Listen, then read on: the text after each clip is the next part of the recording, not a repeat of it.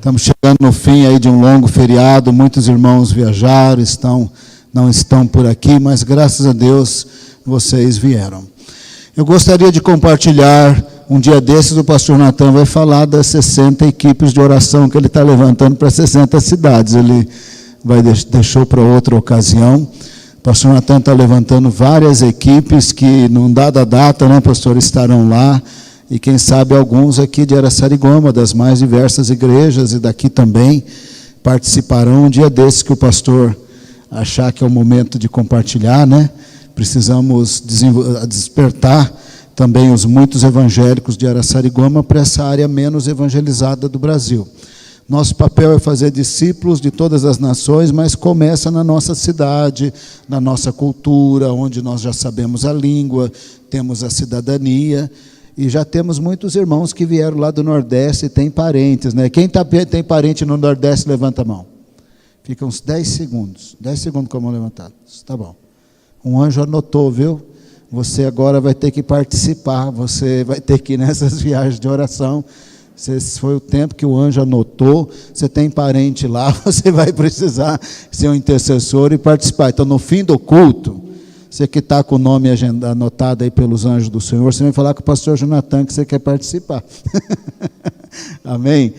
Vamos fazer isso. Nesta noite eu quero compartilhar exatamente sobre essa data que celebra a ressurreição de Jesus. Muitos séculos se passaram, você sabe, né? Desde que Jesus subiu aos céus. Muitas igrejas surgiram. Há igrejas na face da terra tão antigas quanto o primeiro século. A igreja dos coptas no Egito é muito antiga, a igreja ortodoxa síria é muito antiga, também os ortodoxos ali do Iraque também são muito antigos, os ortodoxos gregos são muito antigos, a igreja católica no Líbano também tem igreja cuja raiz está lá no primeiro século, então existem muitas igrejas. Há 500 anos atrás, esse ano completa 500 anos da Reforma Protestante, surgiu as igrejas da Reforma Protestante, os anglicanos, os luteranos.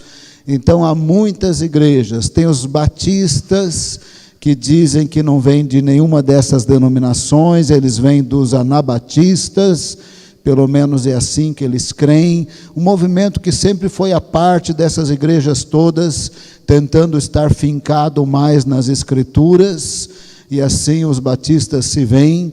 Depois surgiu então os pentecostais, já estava surgindo no final do século XIX, mas principalmente no século XX, e a partir do surgimento das igrejas pentecostais, Assembleia de Deus, as mais diversas convenções da Assembleia de Deus, surgiram os ministérios neopentecostais. Alguns a gente os vê assim muito evangélicos, outros a gente fica um pouco assustado se eles são muito evangélicos, mas, ou seja, não falta igreja no mundo, não falta as mais diversas tradições cristãs. Existem muitas tradições cristãs que é meros rituais, mera liturgia, mera celebração religiosa, em romarias, em promessas, em situações que Jesus mesmo não está sendo anunciado ali, e nem a palavra do Senhor, mas essas expressões cristãs existem, também são perseguidos quando em áreas assim de muçulmanos radicais. Recentemente eles explodiram uma bomba lá numa igreja dos coptas no Egito, e talvez aqueles coptas não tiveram encontro real e pessoal com Jesus. No Egito tem muitos evangélicos de origem copta, mas nem todos os coptas tiveram encontro real e pessoal com Jesus. O que não falta é a igreja, o que não falta é tradição, o que não falta é pessoa dizer que ele é cristão porque os pais eram cristãos, ou ele é evangélico porque os pais eram evangélicos, então ele se sente evangélico, ele quer casar numa igreja evangélica, mas talvez ele nunca se converteu, ele nunca deu a sua vida para Jesus. Há muitas situações assim, e nós às vezes até confundimos as coisas. Achamos que em primeiro lugar é uma igreja, um CNPJ, uma organização, quando em primeiro lugar tem a ver com uma pessoa. Eu gostaria que você prestasse bem atenção, principalmente a partir desse momento, porque a fé cristã tem a ver com uma pessoa, que ela é totalmente singular em relação a qualquer outra pessoa. Porque essa pessoa é singular, a fé cristã é viva, é real, porque essa pessoa é viva, essa pessoa é real. Eu estou falando de Jesus. Jesus, segundo a revelação bíblica nas Escrituras, ele é um com o Pai, ele é um com o Espírito Santo, ele faz parte da Trindade. Na Trindade, na única natureza divina existente, tem 3 pessoas distintas: o Pai, o Filho e o Espírito Santo. Essas pessoas são totalmente interligadas e indivisíveis. O Pai está totalmente no Filho, o Filho totalmente no Pai, o Espírito nos dois e vice-versa. Deus é assim, Ele é trino, mas 3 pessoas distintas, mas um único Deus, porque estas 3 pessoas são totalmente inseparáveis e indivisíveis de todas as formas que você pensar. De tal maneira que o Pai estava sempre no Filho e o Espírito Santo e vice-versa.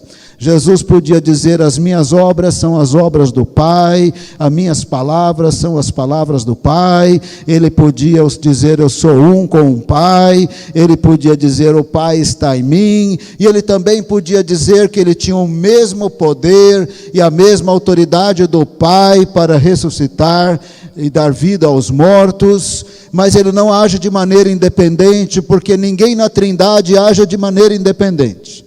Ele só fazia o que ele via o Pai fazer, tendo a mesma natureza, os mesmos atributos, o mesmo poder.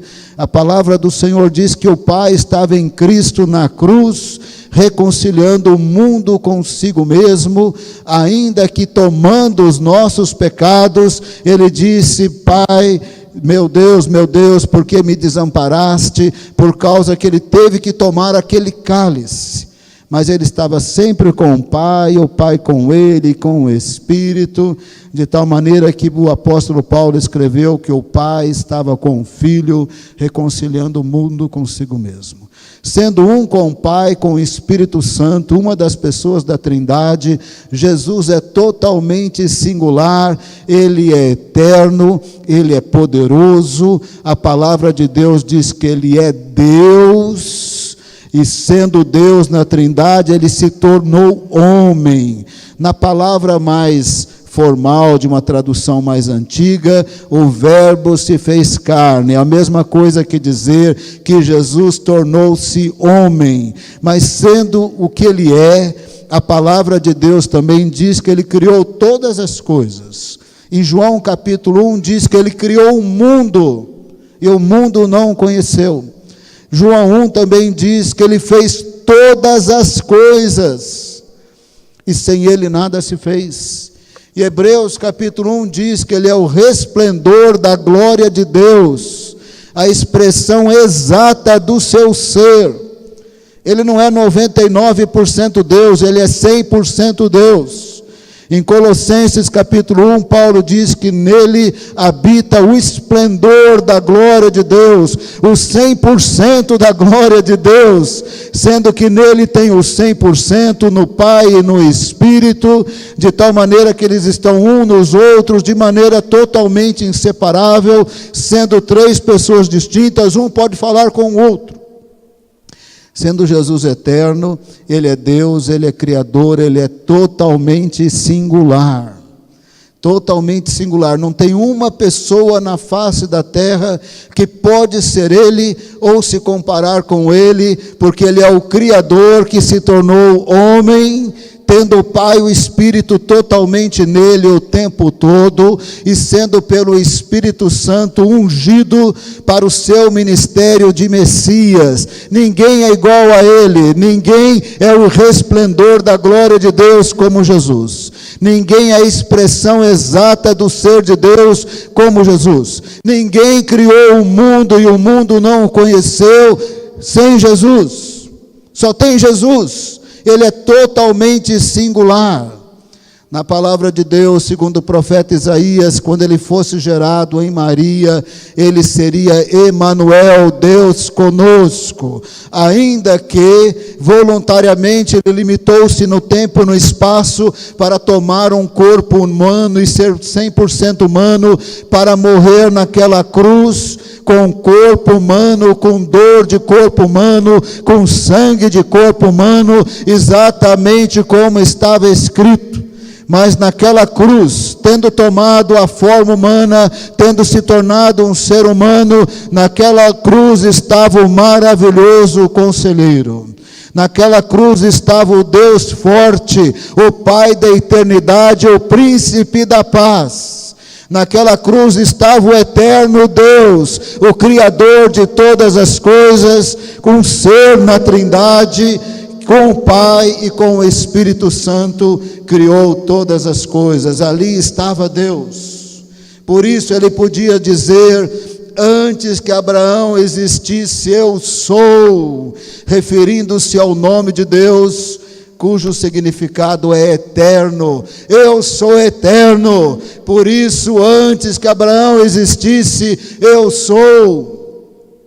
Por isso que João Batista podia falar dele: eu não sou digno de desatar as suas sandálias, porque ele existia antes de mim. Quando perguntavam de João Batista: João Batista, qual que é o seu trabalho? O que você está fazendo? Ele dizia em aramaico: eu estou preparando o caminho do Senhor. Mas em aramaico ele estava dizendo: eu estou preparando o caminho de Yahvé, do eterno Deus. Ele é o Senhor, porque Ele é Deus, Ele é o eterno Deus. E eu não sou digno de desatar as suas sandálias. Jesus é totalmente singular, porque Ele é Deus que se fez carne. E segundo a palavra de Deus, Ele se tornou homem para tomar a minha culpa, a sua culpa naquela cruz e morrer pelos nossos pecados. É muito difícil. Se eu fizesse essa pergunta para você: qual passagem da Bíblia você gosta mais? Eu ia ficar com muitas dúvidas. Eu nem vou te falar das muitas dúvidas, mas se muito forçado eu tivesse que escolher uma, então por fim eu me renderia a essa passagem. João capítulo 10. João capítulo 10, por fim eu me renderia a esta passagem. E aí fique com a sua Bíblia, mais ou menos em João, eu vou ler mais um verso ou outro, como eu gosto dessa passagem. João capítulo 10, verso 15, no final termina dizendo: eu dou a minha vida pelas ovelhas. João 10, verso 15, eu dou a minha vida pelas ovelhas.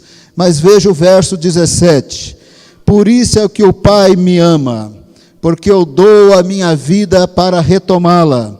Ninguém a tira de mim, eu a dou por minha espontânea vontade, tenho autoridade para dá-la e para retomá-la. Só Jesus pode dizer isso.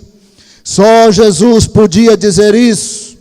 Só Jesus podia dizer: ninguém tira a minha vida, porque Ele é o eterno.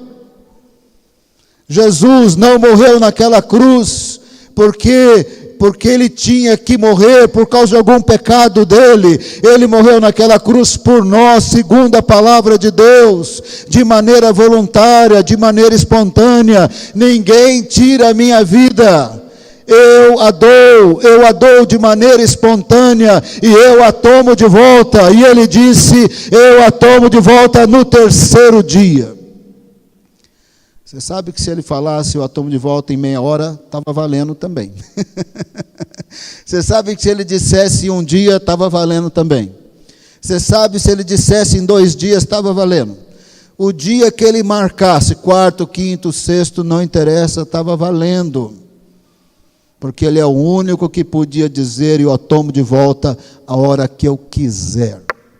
Só que o Senhor Jesus estava aqui para cumprir a palavra dos profetas, e pelo profeta Oséias o Senhor deixou claro que seria no terceiro dia. Várias vezes Ele disse que importava se cumprisse as Escrituras. Ele disse, assim como Jonas ficou 3 dias e 3 noites no coração lá daquela criatura do mar, o Filho do Homem se ressuscitaria no 3º dia. E não ao completar o 3º dia, mas no 3º dia. Até os inimigos de Jesus sabiam, os soldados procuraram Pilatos e disseram, ele diz que vai ressuscitar, coloca soldados aí no túmulo, porque ele diz que vai ressuscitar, põe soldados lá, mas ninguém pode parar Jesus, ele é o eterno. Ele disse, eu dou de maneira voluntária a minha vida, eu a tomo de volta, no 3º dia a pedra rolou, o túmulo estava vazio. Como eu disse, podia ser meia hora antes, não importa, mas Deus falou que seria no 3º dia, Ele cumpre a sua palavra. Jesus é totalmente singular. Porque Jesus é totalmente singular, Ele era o único que tinha santidade plena para ser o Cordeiro de Deus que tira o pecado do mundo. Porque se Ele fosse como qualquer outro ser humano, Ele seria pecador, mortal, separado de Deus. Ele não era como qualquer ser humano normal, ele era ser humano 100% do ponto de vista biológico, 100% de natureza humana, mas totalmente santo. Nele habitava santidade plena para ser o Cordeiro de Deus que tira o pecado do mundo. Nele habitava a divindade plena para ser eterno e prometer vida eterna e cumprir. Porque eu posso prometer, mas eu não vou cumprir. Se eu falar para o pastor Ignaldo, crê em mim, eu te dou vida eterna.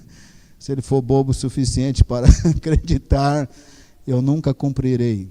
Eu não tenho poder em mim mesmo sobre a morte, sobre o pecado e sobre as trevas, mas em Cristo eu tenho vida eterna.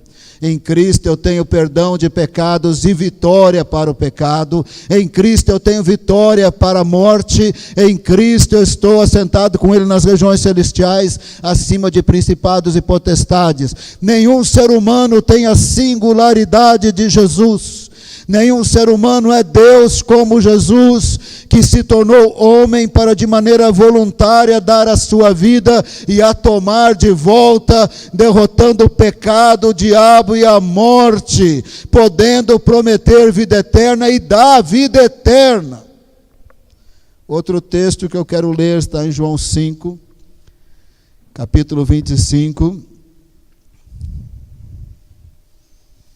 Esse verso se cumpre ao longo da história, nos dias de Jesus, principalmente nos dias da ressurreição dos santos, onde terá o cumprimento pleno. João 5, 25, eu lhes afirmo, Jesus está falando, que está chegando a hora e já chegou, em que os mortos ouvirão a voz do Filho de Deus, e aqueles que a ouvirem viverão. Jesus estava dizendo, enquanto eu prego, eles estão ouvindo a voz do Filho de Deus. E quem ouvir a voz do Filho de Deus e crer, tem a vida eterna. Nos dias de Jesus se cumpriu, pela evangelização da igreja está se cumprindo. Então haverá um dia que os salvos ressuscitarão primeiro, para ter um corpo incorruptível, glorioso, para toda a eternidade com Deus. E quem vai chamar esses salvos que estão lá no paraíso em espírito, mas sem o corpo glorioso, incorruptível, quem vai chamar é Jesus. E quando Ele der a ordem, enquanto Ele chamar, Ele ressuscitará todos os salvos de uma vez, para ter um corpo eterno, incorruptível. Mas até que eu e você recebamos o nosso corpo eterno, a gente não está dormindo lá não, é só você ler a Bíblia. Os salvos estão no paraíso em espírito, eles podem falar, conversar, orar, louvar a Deus. Os mártires estão clamando por justiça, Apocalipse deixa isso claro. E quando Moisés e Elias apareceram para Jesus no Monte da Transfiguração, não estavam dormindo, estavam conversando e conversavam sobre a paixão de Cristo. Em espírito você conversa, você fala, assim como o demônio é espírito e às vezes acha uma boca aí para falar, a comunicação, mas nós receberemos corpo incorruptível na primeira ressurreição, quando os mortos ouvirem a voz do Filho de Deus, aqueles que ouvirem ressuscitarão para receber este corpo e para toda a eternidade com Deus. Exatamente porque Jesus é quem Ele é, só Ele podia dizer o que Ele disse e cumprir. Porque Ele era o Deus forte, o Pai da eternidade, o Príncipe da paz aqui na terra. Então o que Ele falava, Ele cumpria e tinha poder. Qualquer outro aí pode falar, talvez meio maluco da cabeça. Eu te dou vida eterna, mas não vai cumprir. A palavra de Deus diz que a raça humana é pecadora, mortal, separada de Deus. Só quando ela é perdoada pelo Senhor, pela obra de Jesus, que deu a vida dele pelas ovelhas, só quando se arrepende, crê e se entrega ao Senhor e confia nele, e somente nele para ser salvo, aí é perdoado e nele, através dele, terá a vida eterna. Só Jesus pode cumprir isso. Só Jesus pode cumprir o que está em João, capítulo 11, verso 25, quando Jesus disse para Marta, um pouquinho antes de ressuscitar Lázaro, depois de 4 dias enterrado, já cheirava mal, sangue completamente coagulado, uma situação completamente perdida para a raça humana, mas não para Deus e não para o eterno. Jesus disse para Marta, depois de 4 dias, o corpo já cheirava mal, o sangue completamente coagulado. Jesus disse para Marta, eu sou a ressurreição e a vida. Aquele que crê em mim, ainda que morra, viverá. E quando ele disse, Lázaro, sai para fora, Lázaro saiu, porque o Eterno pode fazer isso. Jesus é totalmente singular, porque Ele é Deus que tornou-se homem, com santidade plena, para ser o Cordeiro de Deus que tira o pecado do mundo, cumprindo toda a justiça de Deus. Segundo a palavra de Deus, separado como estamos do Senhor, pelos nossos pecados, só podemos ser aceitos por Deus, perdoados como filhos e vida eterna, somente através de Jesus. Porque somente através de Jesus.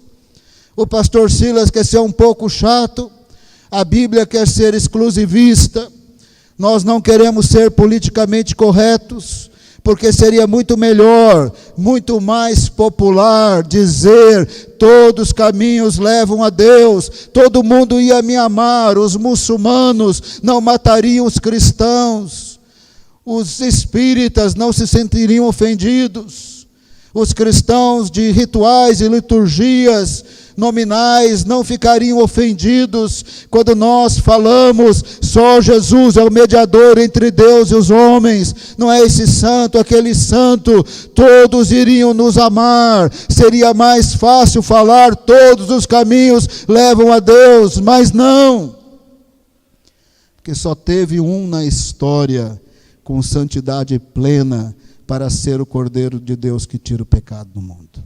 Foi Ele que tirou o pecado de Pedro, de Maria, de Tiago, de João, de todos os salvos.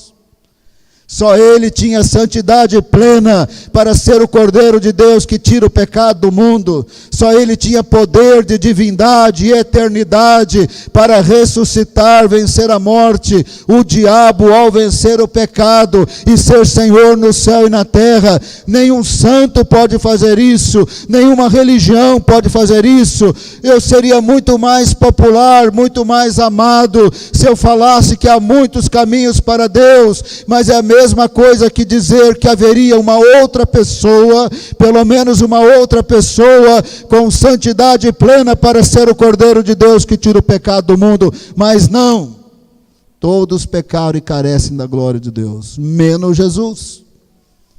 Por isso que Ele é o Cordeiro de Deus que tira o pecado do mundo. Todos são mortais, mas Ele é o Deus forte, o Pai da eternidade, o Príncipe da paz, menos Jesus. Ele podia ter subido aos céus como Elias a hora que Ele quisesse. Ele podia ter invocado legiões de anjos e não beber aquele cálice. Mas ele disse, depois que Pedro cortou a orelha do Malcolm, ele disse: como é que eu não vou beber o cálice proposto pelo meu Pai? Para isso eu vim para esta hora. Eu dou a minha vida pelas ovelhas, de maneira voluntária eu dou a minha vida pelas ovelhas, mas eu a tomo de volta, eu vou vencer o pecado, o diabo e a morte. Por isso ele pode dar vida eterna a todo que se arrepende e crê. Por isso ele pode dar eternidade. Por isso ele dará ressurreição a todos os salvos. Ele é o único caminho para Deus. O que é que os apóstolos pregavam? 1 Coríntios capítulo 15. 1 Coríntios capítulo 15, eu gostaria que você abrisse a sua Bíblia, lesse comigo esses versos. Nós estamos nos dias do tudo muito rápido, tudo muito automático, Bíblia no celular, no tablet. Abre a sua Bíblia aí de algum jeito, mas se você abrir no celular, não pode olhar o WhatsApp agora e nem e-mail. Se você acha que você vai olhar, é muito tentado, aí você olha para o companheiro do lado, na Bíblia de papel do companheiro do lado. Se você acha que você está muito tentado, aí desliga de vez o celular. Agora, se ele estiver desligado, ainda assim ele tocar, ele está perturbado e joga ele no chão. Mas não deixa o celular tirar a sua vida com Deus. 1 Coríntios capítulo 15, o que os apóstolos pregavam? 1 Coríntios capítulo 15, verso 11, o apóstolo Paulo está falando o que é que ele, os apóstolos, pregavam. 1 Coríntios capítulo 15, verso 11. Portanto, quer tenha sido eu, quer tenha sido eles, os demais apóstolos, é isto que pregamos, é isto que vocês creram. E o que é que eles pregavam? Verso 12. Ora, se está sendo pregado que Cristo ressuscitou dentre os mortos. Claro que ali tinha gente questionando, é o resto do verso, mas não vou destacar isso. Se está sendo pregado que Cristo ressuscitou dos mortos, era isso que eles pregavam. Ele diz, quer seja eu, quer sejam os demais, é isso que nós pregamos, Cristo ressuscitou dos mortos. Eles pregavam uma pessoa singular, viva, eterna, poderosa, eles pregavam Jesus. Aqui e ali está pregando tanta igreja, não é? Depois de tantos séculos, igrejas mais litúrgicas, menos litúrgicas, mais protestantes, menos protestantes, igrejas protestantes que morreram, que passaram a dizer que a Bíblia não é a palavra de Deus, Jesus não é Deus, não ressuscitou, tantos milagres não existiram, dons do Espírito não existiram, igrejas que saíram de uma opção que não estava saudável para depois se tornar uma opção até muito pior da onde eles haviam saído. E aqui e ali estão pregando o ministério, estão exaltando o ministério, estão brigando por poder em ministério, posição em ministério, mas os apóstolos pregavam que Cristo ressuscitou dos mortos. Ele está vivo, Ele venceu, Ele pode perdoar pecados, Ele pode dar vida eterna. Vamos ver isso no verso 1 em diante. 1 Coríntios 15, verso 1 em diante, acompanha comigo. 1 Coríntios, capítulo 15, 1 Coríntios 15, verso 1. Irmãos, quero lembrar-lhes o evangelho que lhes preguei, o qual vocês receberam e no qual estão firmes. Por meio deste evangelho vocês são salvos, desde que se apeguem firmemente à palavra que lhes preguei. Caso contrário, vocês têm crido em vão. Ele está indicando, nós pregamos o evangelho, tem gente negando. Você tem que ficar firme no ensino dos apóstolos. E o que é que eles pregavam? Verso 3. Pois o que primeiramente lhes transmiti foi o que eu recebi, Cristo morreu pelos nossos pecados segundo as Escrituras. Eu vou continuar lendo daqui a pouco, mas é isso que a palavra de Deus diz. A palavra de Deus diz, antes mesmo dele vir, presta atenção, que ele seria crucificado pelas nossas transgressões, moído ou esmagado pelas nossas iniquidades. A palavra de Deus já anunciava a vinda, o nascimento virginal de Jesus em Belém da Judéia, já anunciava que ele pregaria em parábolas, que faria milagres, que seria um ungido na plenitude do Espírito Santo, que morreria pelos nossos pecados, ressuscitaria no terceiro dia e subiria aos céus. É isso que os profetas anunciaram, era isso que os apóstolos pregavam, que Cristo morreu pelos nossos pecados, segundo as Escrituras. O verso 4, ele ressuscitou. Verso 4, onde está o verso 4 aqui? E foi sepultado e ressuscitou no terceiro dia, segundo as Escrituras, como previamente anunciado pelos apóstolos de Cristo. É isso que eles pregavam. Eles pregavam uma pessoa, eles não pregavam organização, não pregavam igreja. Tem que ter CNPJ, tem que ter prestação de contas, tem que ter conselho fiscal.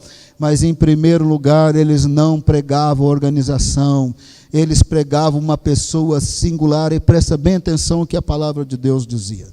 A palavra de Deus já anunciava que ele viria a ser crucificado pelos nossos pecados. A palavra de Deus diz em profecia: o Senhor fez cair sobre ele a iniquidade de nós todos. O meu servo justo justificará muitos e levará a iniquidade deles. Porque ele derramou a sua vida até a morte e foi contado entre os transgressores. Pois ele levou o pecado de muitos e pelos transgressores intercedeu. Você lê depois na sua casa. Eu li alguns versos de Isaías 53, que só tem 12 versículos, você lê depois. A palavra do Senhor anunciou que ele viria, que ele seria crucificado pelos nossos pecados. Muita atenção agora. A palavra de Deus diz que pecado tem solução. Cristo morreu pelos nossos pecados, a única solução. Porque o único que tinha santidade plena para tomar o nosso lugar na cruz, para ser o Cordeiro de Deus que tira o pecado do mundo, o único. Porque todos os demais são pecadores, precisando se arrepender e recebê-lo, para que tenha perdão de pecados e vida eterna. É o único que podia ser crucificado, transpassado pelas nossas transgressões, esmagado pelas nossas iniquidades. O único que tinha santidade plena para morrer por nós. O único que era eterno, poderoso para vencer a morte, dar a vida eterna. O único, por isso que ele é o único caminho para Deus, porque não tem dois. Todos os demais são pecadores, todos pecaram e carecem da glória de Deus. Só Jesus, que sendo Deus, que tornou-se homem sem pecado, seria traspassado pelas nossas transgressões, moído pelos nossos pecados, e o castigo que nos traz a paz estava sobre ele, como o pastor Jonathan citou, e pelas suas pisaduras fomos sarados. O mesmo que perdoa os nossos pecados pela obra redentora de Jesus, é o mesmo que cura as nossas enfermidades. Não quer dizer que nunca ficaremos enfermos, mas quer dizer que é Ele que cura as nossas enfermidades. Não quer dizer que Ele nunca nos chamará para o céu, porque é Ele que cura as nossas enfermidades, mesmo que chegue a hora do Senhor nos levar. Mas é porque é Ele que nos dá a vida eterna, mesmo morto viveremos. Ele disse para Marta: eu sou a ressurreição e a vida. Ainda que aquele que crê em mim, ainda que esteja morto, viverá. Os apóstolos pregavam que Jesus morreu pelos nossos pecados, foi sepultado e ressuscitou dos mortos, segundo as Escrituras. O Senhor falou da ressurreição de Jesus de maneira implícita muitas vezes. De maneira explícita por Oséias, Salmo 16, ele não deixaria o ungido do Senhor, o santo do Senhor, o seu corpo ter decomposição plena. Ele o chamaria, ele o ressuscitaria e glorificaria o seu corpo antes disso. mas mesmo que ele seria morto por causa dos nossos pecados, ele ressuscitaria para ver o fruto do seu penoso trabalho, ou seja, da sua obra ali na cruz. E o Senhor também falou da sua ressurreição, ao fazer as promessas fiéis prometidas a Davi, que de Davi viria um rei eterno para um reino eterno, e se esse rei eterno é o Messias que morreria por nós, então ele ressuscitaria dos mortos.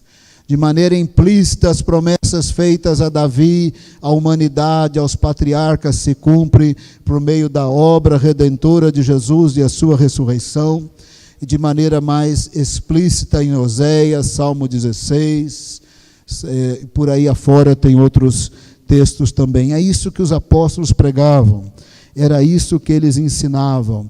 E não só eles pregaram, os apóstolos de Cristo do colégio apostólico, isso eu vou explicar para você, presta bem atenção.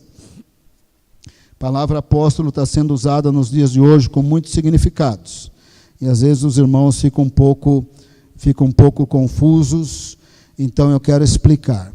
Nas igrejas locais tinha apóstolos, profetas, evangelistas, pastores e mestres.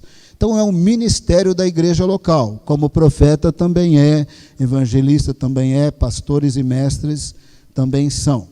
O apóstolo era aquele no primeiro século que, sendo reconhecido pela igreja, ele tinha vários dons, e na soma dos seus dons, ele tinha uma graça de Deus para começar igrejas. Às vezes começava na sua cultura, não muito distante da sua cultura, ou em outra cultura. Esse é o apóstolo da igreja local.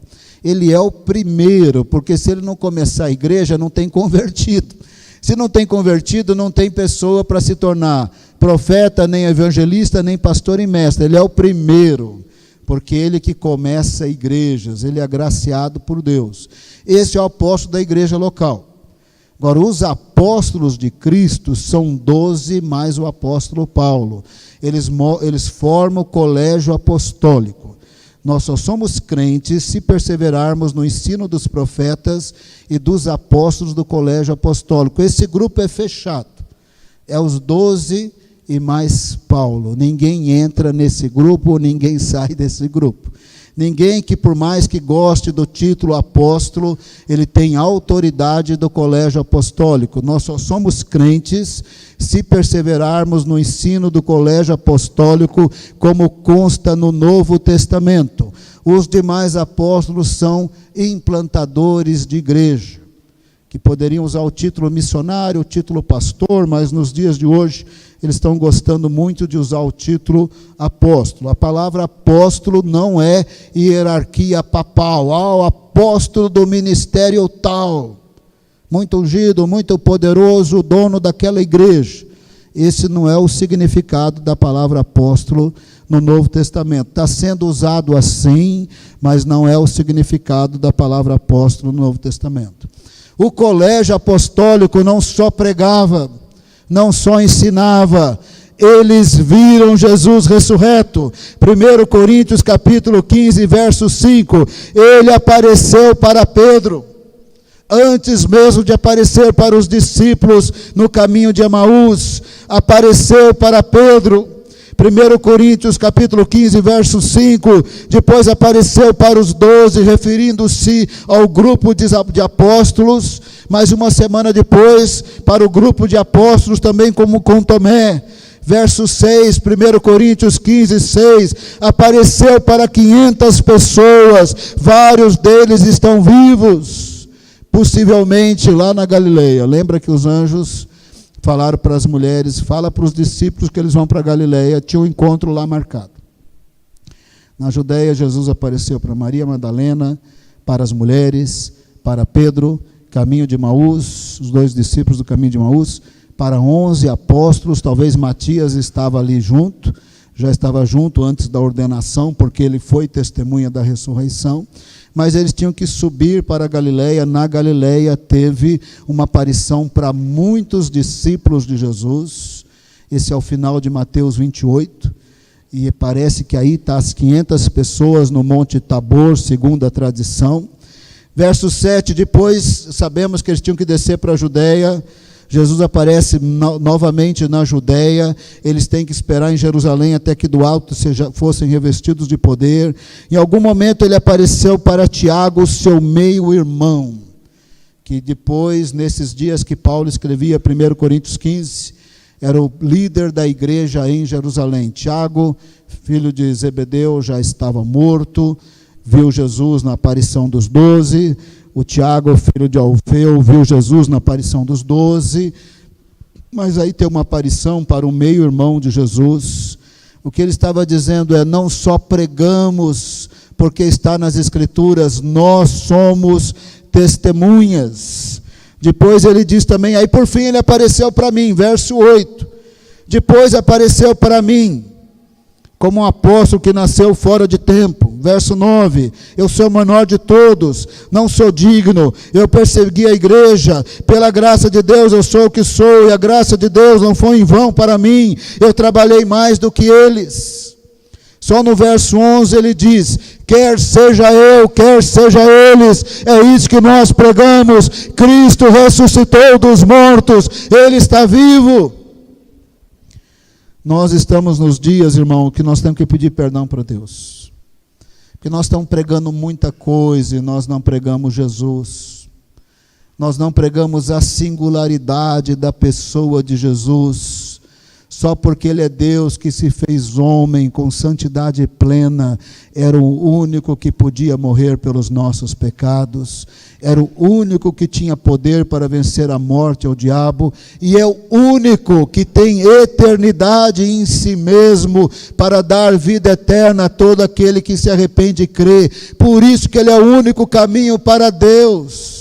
Não se trata de ser mais popular, se trata de pregar a verdade segundo as Escrituras, como cumpridas em Jesus, como testemunhado pelos apóstolos, e porque Ele está vivo, Ele continua a operar. Tem gente que você tem certeza que não pode se converter, que deveria ir para o inferno. Vários soldados do Estado Islâmico, na nossa opinião, eles deveriam ir para o inferno. A gente não tem nem amor, nem misericórdia de tanta maldade. Mas eu preciso dizer para você que vários deles estão se convertendo. Eu acompanho o jornal New York Times, que volta e meia tem noticiado pelo caderno lá de religião, a conversão de soldados do Estado Islâmico que, tendo ficado horrorizados com aquelas atrocidades que eles também fizeram, mas depois perceberam que o negócio era completamente fora do normal, saíram da guerra e migraram para o Ocidente e se converteram em outros países. E no culto de ceia eu mostrei a matéria de um ex-soldado do Estado Islâmico que, tendo feito atrocidades que eu não tive coragem de te contar, mas eu mostrei na ceia, como o artigo era bem longo, ele sai da guerra porque ele viu que não dava. Então o primo dele, que era convertido, ex-soldado do Estado Islâmico, se converteu no Canadá, telefona, evangeliza, ora pela esposa dele que estava enferma, ela se converte, ela é curada, em seguida ela e ele têm um sonho com Jesus, eles se convertem. Então, não se trata de falar de religião, CNPJ, igreja, mas de uma pessoa viva, que continua tocando pessoas e transformando até soldados do Estado Islâmico, que nós não temos no nosso coração misericórdia para vê-los convertidos de tão mal que eles são, mas o vivo Jesus continua fazendo a sua obra. Muda traficante, muda prostituta, muda drogado, muda soldado do Estado Islâmico, cura enfermo, se manifesta, porque Ele está vivo. Nós estamos nos dias que a gente tem que pedir perdão, estamos pregando muita coisa, e não prega Jesus, não fala de Jesus. Às vezes propõe lá uma possibilidade de ter um milagre, e sem falar muito de Jesus, sem anunciar a pessoa de Jesus, a exclusividade da sua pessoa e da obra dele. Ele é o único caminho para Deus, porque todos os demais pecaram e carecem da glória de Deus. Pecador não salva pecador. Quando a Bíblia diz que todos pecaram e carecem da glória de Deus, todos estão sem salvação. Deus envia o seu Filho para ser o Salvador, o Redentor, e com santidade plena, o Cordeiro de Deus sem pecado, que tira o pecado do mundo e que tinha poder para dizer: ninguém tira a minha vida, eu a dou, eu tomo de volta. Ressurreição de Jesus não pode ser transformado numa data religiosa. Quando a Páscoa chega, feliz Páscoa, comeu ovo, não comeu ovo, isso é religião. Páscoa é Jesus está vivo e está vivo mesmo. Como pré-anunciado pelos profetas, como pregado pelos apóstolos e testemunhado pelos apóstolos, e ele continua operando. Pregar o Evangelho é pregar Jesus, não é pregar a igreja em primeiro lugar. Ainda convidamos para uma reunião, esperamos que Deus opere ali, mas o Evangelho em primeiro lugar nem é convidar para uma reunião, é anunciar Jesus. O que o pastor Jonathan fez hoje à noite é o Evangelho. Você chama os enfermos, ora a Deus, o vivo Deus cura. Isso é o Evangelho. Do contrário, estamos pregando metodologia. Eu não quero ser ignorante, apesar que eu sou semi-ignorante. Eu não sei todas as coisas.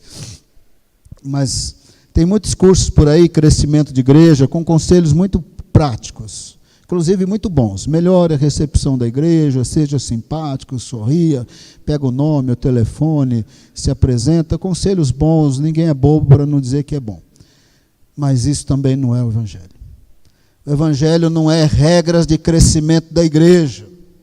O Evangelho não é melhor metodologia. Até as religiões sem Deus, quando põem algumas metodologias em ação, tem crescimento, mas ali não tem o Evangelho. O Evangelho é onde tem Jesus. Uma das coisas que eu mais falo para os pastores: as reuniões da igreja não podem ser mortas, fracas.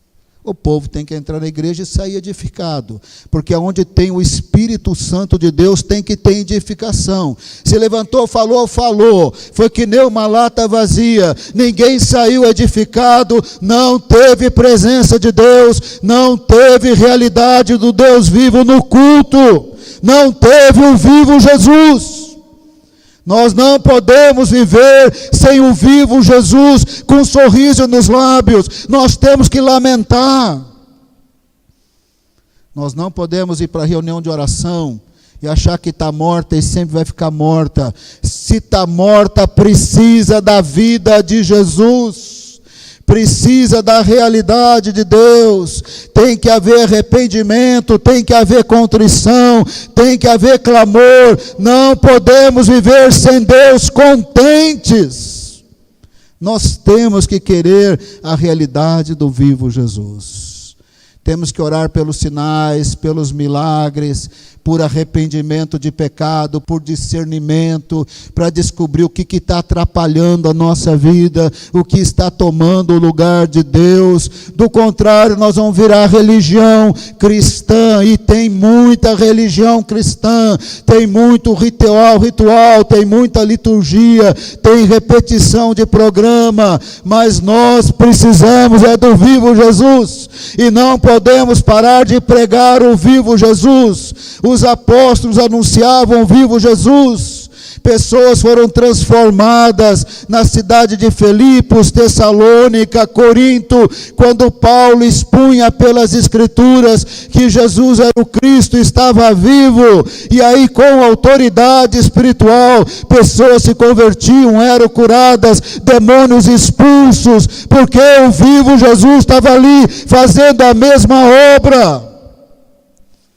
Diante do Sinédrio, Pedro e João falaram para o Sinédrio: foi fé no nome dele que esse paralítico foi curado.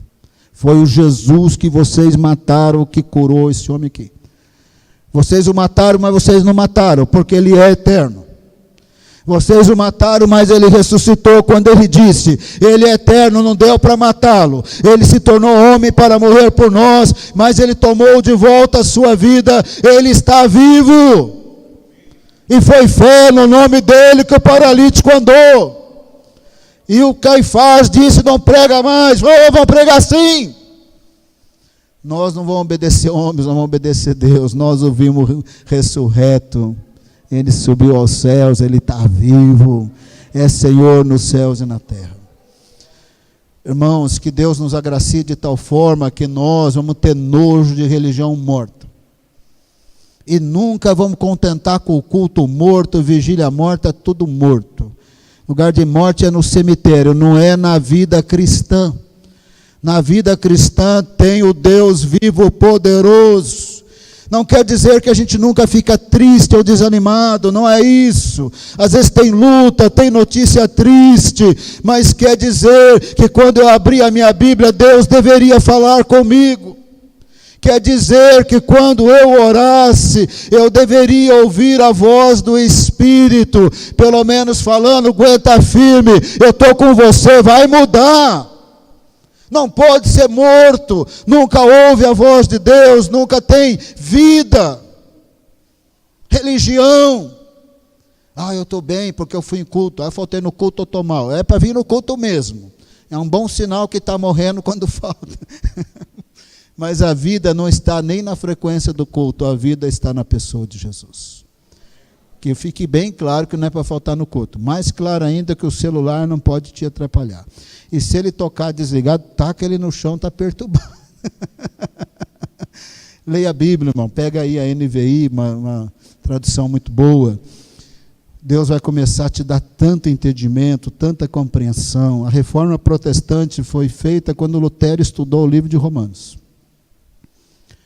Então, você começar a ler a Bíblia, uma nota com notas de estudo, o Espírito Santo em você, a sua vida pode mudar, como a vida de Lutero mudou. Eu gostaria de chamar vocês, todo mundo aqui à frente, para nós orarmos. Eu estou sentindo da gente pedir perdão para Deus, porque a gente às vezes entra numa tradição cristã de liturgia morta, prega e não prega o vivo Jesus, e Paulo podia dizer, quer seja eu, quer seja eles, nós pregamos que Jesus ressuscitou dos mortos. Para eles, Páscoa era normal, ele ressuscitou, ele está vivo, nós o vimos, ele resolve o problema do pecado, ele dá vida eterna, era normal falar da realidade de Jesus. Mas aí eu gostaria que vocês viessem para frente desamarrado assim espiritualmente. Na hora que eu falar orar, todo mundo ora. Assim, quando eu falar ora, não é hora de meditação. Meditação é outro horário. E não é para orar que nem japonês, ora baixinho. Você orar que nem brasileiro, meia voz, tá bom? Então, no que nós vamos orar? Nós vamos pedir perdão para Deus, de transformar o nosso relacionamento com Deus numa religião morta. De viver como se Jesus não tivesse vivo, de contentar com coisa morta, com reunião morta, de contentar que não ter vontade de orar e acha que é normal, não vai em reunião de oração nenhuma, nunca quer orar, nem em casa, nem na reunião de oração, nem na vigília, nunca, acha que é normal viver sem orar, sem ler a Bíblia, sem ser renovado, sem ouvir a voz de Deus, tudo é normal. O morto não é normal, o normal é a vida abundante de Jesus. Jesus diz, permaneça em mim, nas minhas palavras. Quem permanece em mim e eu nele dá muito fruto. Sem mim nada podeis fazer. E a gente contenta com a vida sem fruto de oração, de louvor, adoração, sem fruto de temor, peca sem temor, sabe que é pecado, sabe que é errado, continua pecando, não sente nem tristeza, é religião morta. Abaixe sua cabeça, feche os seus olhos, comece a pedir a Deus para te dar a vida abundante de Jesus, do vivo Jesus. Páscoa não é religião, Páscoa não é festa para comer chocolate ainda que tenha. Páscoa não é uma data para se mostrar educado, desejando feliz Páscoa para todo mundo. Não tem feliz Páscoa se a nossa vida de oração está morta, a nossa vida de leitura da Bíblia está morta, o meu desejo de orar está morto, o meu desejo de evangelizar é morto, se eu me contento com religião morta, se eu me contento em não ser um adorador, não tem Páscoa, porque não tem a realidade do vivo Jesus. Aonde tem o vivo Jesus, tem vida abundante, e nós nos alegramos e aceitamos religião cristã litúrgica, ritualística morta, aceitamos ser politicamente corretos e não anunciamos a singularidade de Jesus, o único caminho para Deus. vai clamando ao Senhor pela vida abundante de Jesus. E se você sentir no seu espírito, pode pedir perdão a Deus de maneira mais discreta. Pede perdão a Deus. Pai amado, nessa noite, de maneira representativa, eu peço perdão, Senhor. Peço perdão da nossa vida de falta de oração, nem ora, nem quer orar, nem tem vontade. Perdão, Senhor. Orar não é fácil, mas nós deveríamos pelo menos querer, desejar, nos colocar no momento, na situação, na reunião de oração para ser renovado. Pedimos perdão que nem vontade de orar temos. Pedimos perdão de viver sem ler a Bíblia e estudá-la. É segundo as Escrituras que Jesus morreu pelos nossos pecados, ressuscitou e está vivo. Perdão, Senhor, de concordarmos, de nos alegrarmos com cultos mortos, religião morta, reunião morta. Nós nem nos importamos se não fomos edificados, porque o que importa é que o culto terminou na hora certa. Não, não é isso que importa. O que importa é a realidade de Jesus. Pai amado, perdoa os nossos pecados, de viver no cemitério como se vivesse com vida. Perdoa, Senhor, de não pregarmos Jesus. Perdoa de não pregarmos a Tua palavra. Perdoa, Senhor, de não esperarmos mais milagres, livramento, mudança, transformação. Perdoa, Senhor. Oh, Pai amado, colocamos a nossa vida espiritual na presença do Senhor. Nós não temos mérito em nós mesmos, não temos força em nós mesmos, mas nós temos o Espírito Santo em nós. E é através dele que o Senhor nos dá amor, alegria, paz, longanimidade, benignidade, bondade, temperança, domínio próprio. É através dele, é através do Espírito Santo, é através da vida abundante. Nesta noite nós renunciamos religião evangélica morta. Nós renunciamos viver como se Páscoa fosse um dia, fosse uma festa, fosse um momento. Páscoa é a realidade da eternidade, da ressurreição, da vida e da vida abundante de Jesus. Ele é o único que podia dizer: ninguém tira a minha vida, eu a dou, a tomo de volta. De maneira voluntária eu a dou pelas ovelhas. E nós recebemos, Pai, o perdão de pecados de Jesus, recebemos a vida eterna de Jesus, o batismo do Espírito Santo de Jesus, nós recebemos a voz de Jesus no nosso coração pelo Espírito Santo. Ele disse: vem a hora, e a hora já chegou, em que os mortos ouvirão a voz do Filho de Deus, e os que ouvirem viverão. Jesus está aqui, e nós pedimos perdão da nossa morte espiritual, e abrimos o nosso coração para ouvir a voz do Filho de Deus, porque nós precisamos da vida abundante de Jesus. Perdoa os nossos pecados. Perdoa a falta de orar, a falta de ler a Bíblia, a falta de evangelizar, a falta de pregar Jesus, a falta de fé. Perdoa quando nós deixamos que circunstâncias terrenas tirem a nossa energia para ler a Bíblia, orar e evangelizar e adorar. Perdoa, Senhor, por focar no temporal que passa, nas coisas temporais, passageiras, perenes deste mundo. Esquecer de olhar para o alto, de pensar nas coisas do alto. Perdoa, Senhor, pela religião morta. Nesta noite, enquanto o Senhor nos lava com o sangue de Cristo, enquanto nós pedimos perdão, nós recebemos pela fé uma renovação espiritual.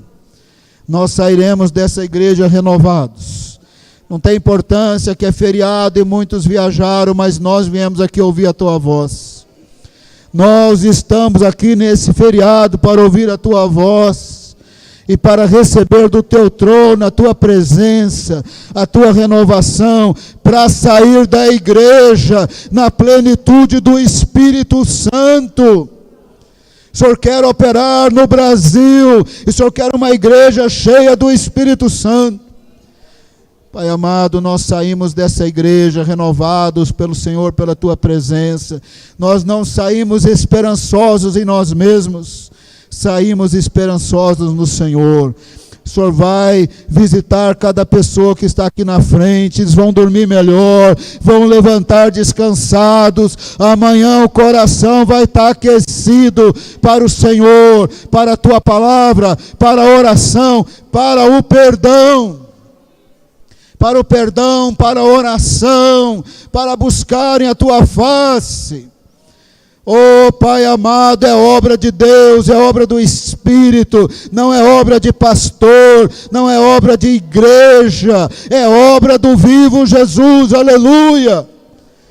Oh Pai amado, levanta evangelistas na cidade de Araçariguama, levanta evangelistas do meio desse povo, que possamos pregar, evangelizar, levar para os cultos nas casas, para os grupos de discipulado. Bota fogo no teu povo para buscar a tua face, para trabalhar, para multiplicar os grupos, para fazerem diferença nas trevas, para a honra e glória do nome do Senhor. Oramos pelo poderoso nome de Jesus, que a graça do Senhor, o amor de Deus e as consolações do Espírito sejam conosco desde agora e para sempre.